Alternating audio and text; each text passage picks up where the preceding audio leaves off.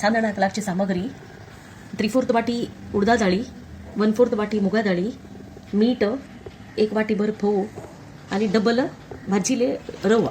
उडदा डाळी आणि मुगा डाळीक एक 7-8 तास तिंबून घेतल्या आणि त्यावेळेला वाटून घेऊन त्यात सांगाती थोडं फोव तिंबून त्या वाटून घेतल्या आणि आता सकाळी हांव उठावन ताका हांव रवो आणि मीठ घालतस. पिठाक बरे कोण वाटून धांकून दवरलेला आहे. 8 तास झाल्या. आता कंप्लीट फर्मेंट झाल्या. आता हा भाजी सांदण करता.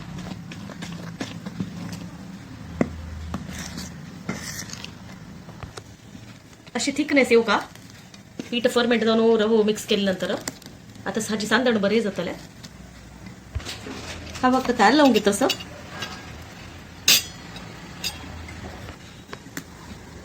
आणि तू पीठ घालून घेता.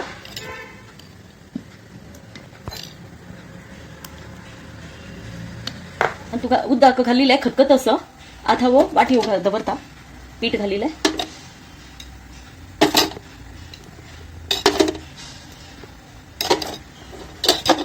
टाकून दवरता. हाका 20 मिनिटं वाफारी शिजवून घेऊचे. मग इडली शिजवून रेडी असते ती.